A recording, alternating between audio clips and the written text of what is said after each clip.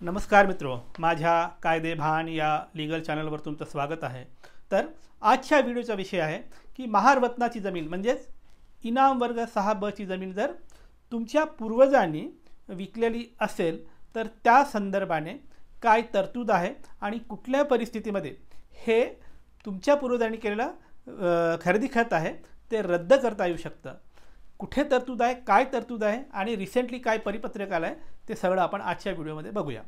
तर मित्रो, जेव्हा केव्हा एखादी जमीन विकायची असेल तर पहिली अट पाहिली जाते ती म्हणजे ही जी जमीन आहे, हा जो 7/12 आहे तो भोगवटादार वर्ग 2 चा नसावा। मग काय असावा? भोगवटादार वर्ग 1 चा असावा हे पाहिलं जातं। जर ती जमीन भोगवटादार वर्ग 1 ची असेल तर त्या जमिनीचा फ्रीहोल्ड विक्री करता येतं, ते कुठलीही परवानगी न घेता थेट या जमिनीचा व्यवहार केला जाऊ शकतं, खरेदी विक्री केल्या जाऊ शकतं। मग प्रश्न पडतो, महारवतना ज्या जमिनी आहेत त्या जमिनी भोगवटादार वर्ग 2 च्या असतात की 1 च्या असतात?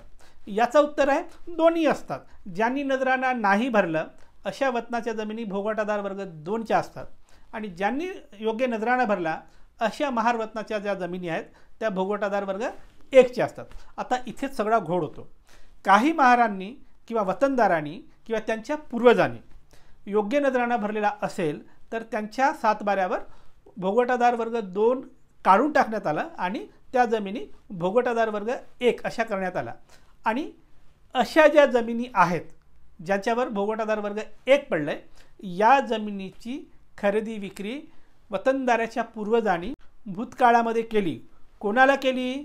जे जातीने महार नाहीत अशा उच्चवर्णीयांना किंवा इतरांना, ओबीसी, मराठा किंवा इतर उच्चवर्णीयांना त्या जमिनी विकल्या। आता इथे महत्त्वाचा प्रश्न आहे, नियम काय म्हणतो? भोगवटादार वर्ग 1 ची जमीन असेल तर ती विकता येतं।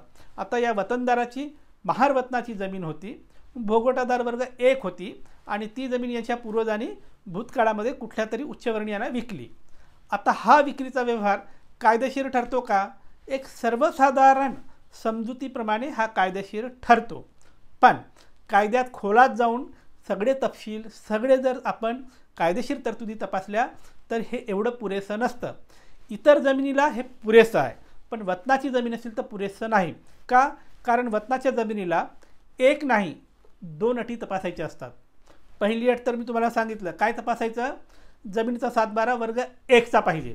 वतनाची जमीन वर्ग 1 ची आहे तर अट पूर्ण झाली, पण वतनाच्या जमिनीला अजून एक ॲडिशनल अटीची पूर्तता करावी लागते। ती ॲडिशनल अट म्हणजे कुठली? वतन खालसा कायदा जो आहे त्या कायद्यातील कलम 5, या कलम 5 ची पूर्तता केली पाहिजे, ही दुसरी अट आहे। कलम 5 काय म्हणतं? कलम 5 असं म्हणतं की वतनाची जमीन जर हस्तांतरित करत असाल तर जिल्हाधिकाऱ्याची पूर्व परवानगी घेतली पाहिजे, असं कलम 5 म्हणतं।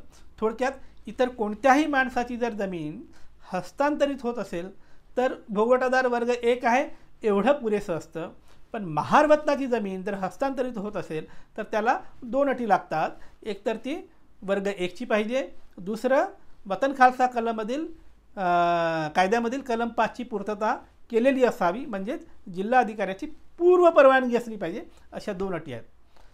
आता गडबड काय झालं आहे की मी मावळ प्रांतामधील बऱ्याच वतनाच्या केसेस पाहिल्या आहे, त्याच्यामध्ये असं दिसतं की वतनदाराच्या पूर्वजांनी फक्त भोगवटादार वर्ग 1 आहे या आधारे व्यवहार केला, जमीन विकून टाकली, दुसरी अट तपासलीच नाही।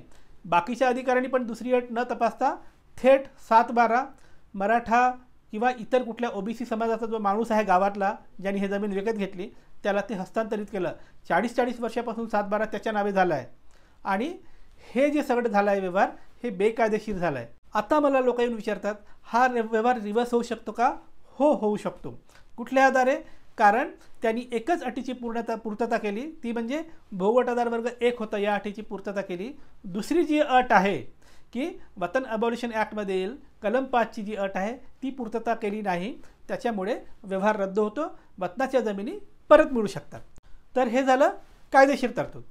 आता अजून एक अफवा मार्केटमध्ये आहे किंवा खरेदी विक्री करणारे जे लोक आहेत त्याच्यामध्ये अजून एक अफवा अशी आहे की जरी कलेक्टरची परवानगी घेतलेली नसेल तरी वतनाची जमीन जर आधी विकत घेतली असेल तर ती योग्य तो फाईन भरून किंवा रक्कम भरून नियमाकुल करता येऊ शकतं, अशा पद्धतीची अफवा बरेच खरेदी विक्री करणारे हे लोक फैलवत असतात.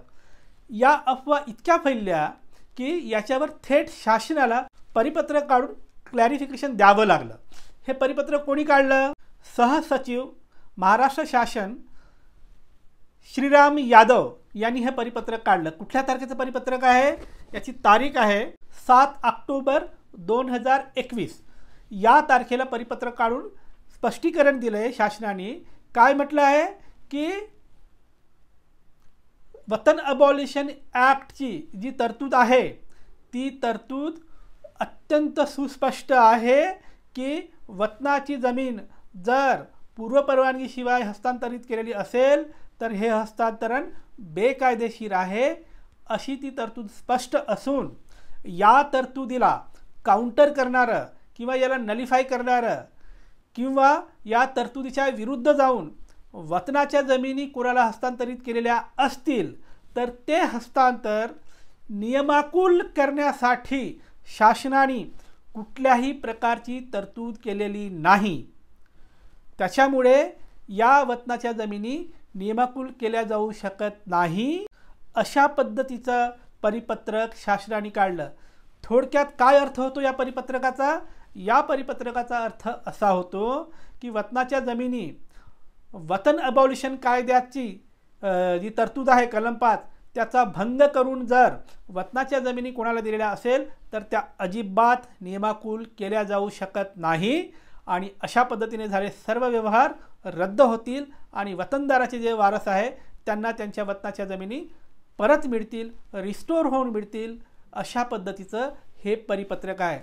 एका वाक्यात असं आहे मित्रो, तुमच्या पूर्वजांनी जर कलेक्टरची परवानगी न घेता वतनाची जमीन कोणालाही विकली असेल तर हे परिपत्रक लावा आणि ते खरेदी खत रद्द करून घ्या आणि तुमच्या वतनाच्या जमिनी परत मिळवून घ्या, असं महाराष्ट्र शासन म्हणतं, असं कायद्याची तरतूद म्हणते.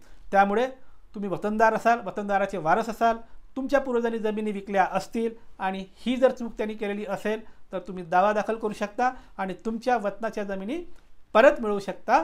कायदा तुमच्या बाजूने आहे. बाय.